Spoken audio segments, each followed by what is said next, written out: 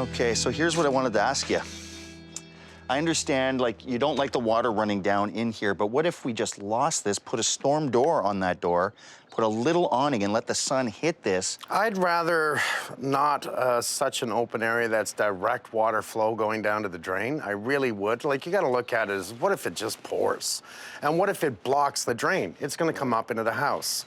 And if we pull this shrub out, those shrubs out, and we build, you know, a nice little unit with just a pitch roof, follow it in and then tie it right back into the straight, it's gonna give a design. Again, the privacy lattice on this side. That's gone, the bushes are gone. Now this becomes, in a way, a focal point, and we do what? We stop the water from even touching the stairs. Okay, the pergola here.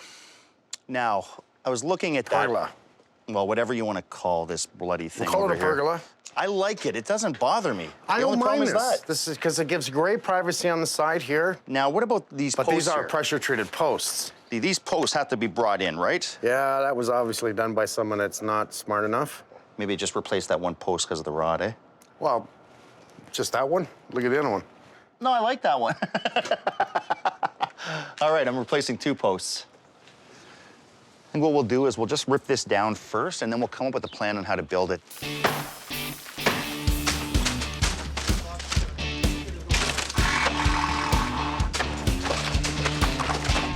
We all took it down really easily. I mean, the way they built it wasn't great. They built wood right onto the actual sills, allowing water to suck right in. So it came up easy. What we're gonna do is we're gonna rip all this out. We're gonna get rid of all that, so you could place the post wherever you really want here.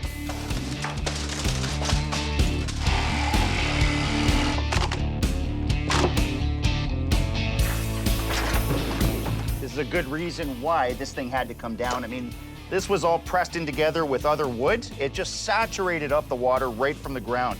I mean, we don't have anything with saddles. These should be sitting in saddles to keep it at least 1/8 of an inch off the ground so the water's just not sucking right up through it. And that's why you can see all the bottom of these posts are disintegrating. Now, do you think there's any structure support there? I don't think so.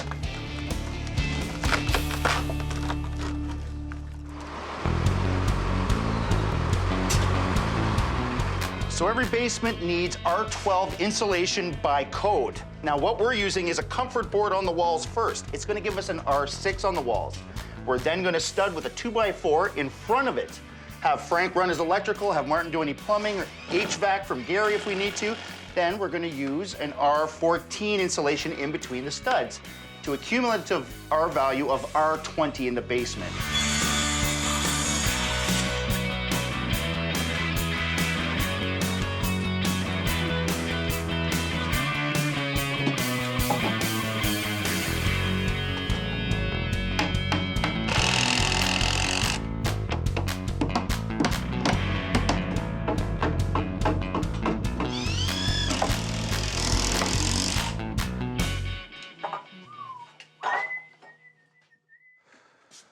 I'm also gonna need this ceiling dropped. I'll tell you why. Since we dropped all these ceilings right here, there's 7 junction boxes, which means this house is a rewire. Now, this is exactly what I knew. The ceiling came down and we found junction boxes. There has been massive renovations in this house over the years. You can see it on every floor that we've been in. Every room we've been in has been touched at some point.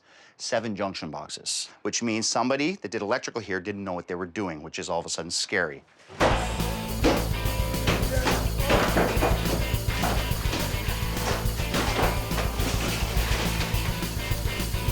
Guys, this is why we tore down the ceiling. Look at this. We have an open junction right there. Jeez, you weren't kidding, eh? First time I see it, right? There's one here. You got another one there, you got one here, you got one here, another open junction here with just taped lines. What a mess. Somebody's really messed this house up electrically. Wet armpit time. It's wet armpit time. Anyone would be dead but the boss.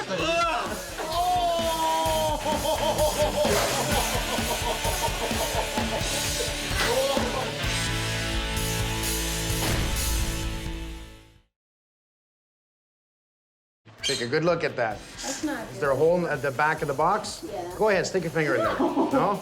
Bringing in the team, I want to have fun with them. I'm not going to let her get electrocuted. She's my daughter. Don't scare me.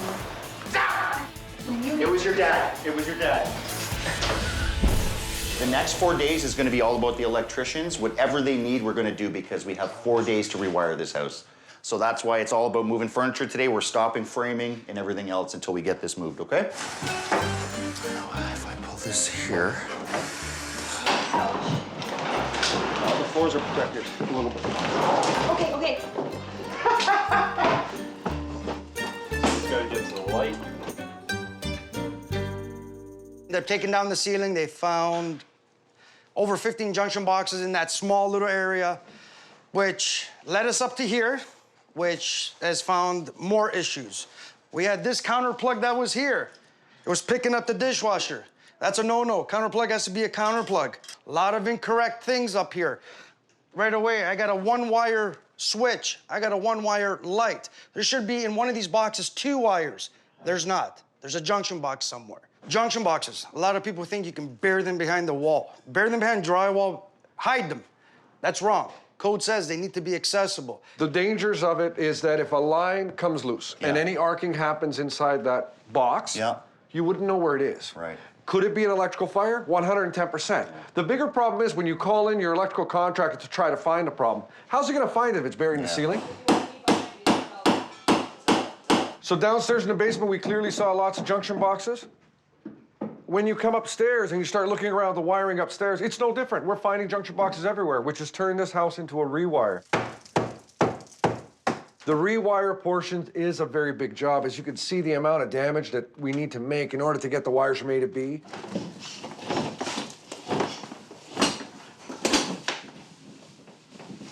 It's holes everywhere. We're turning your house into Swiss cheese. The drill bits that we're using, like you take bits that are 5 feet long. How are you gonna end up getting these bits through? You have to make the holes.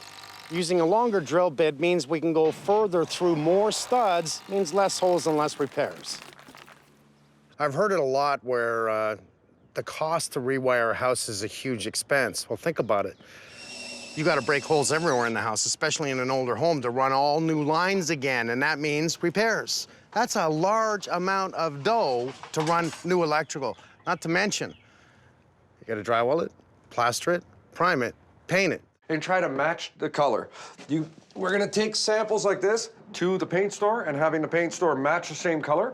By matching the same color, they're only gonna have to paint this wall, not the entire room. So using our head ahead of time saves a lot of time down the road. Now, from this main floor, now I gotta go up into the attic. I gotta make sure all these pot lights are done correctly. Are they rated for installation? Do they have a vapor barrier over them? Do they have proper connectors? Of course, hottest day of the year, gotta go in the attic. What do we find up there?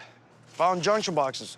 A few of them that are like 3 feet apart from each other. It's a wiring mess, wires everywhere. The pawl lights, they're garbage, they're cheap.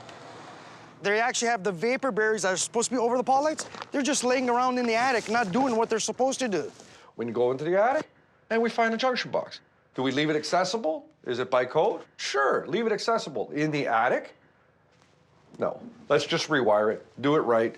We're gonna make holes while we get here, but at the end of the day, they're gonna end up having a safer home, no junction points, night and day to what we've actually come into.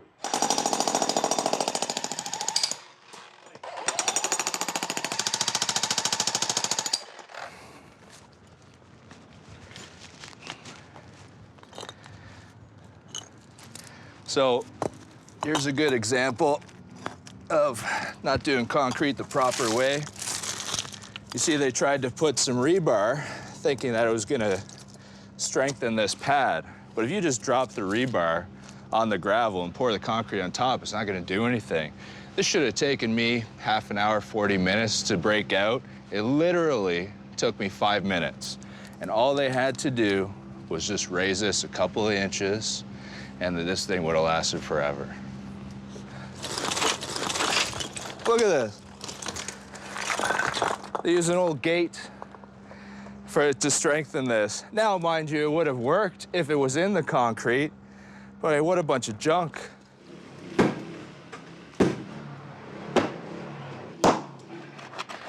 Mike wanted me to get this tree out of here, but at this point, I'm unsure.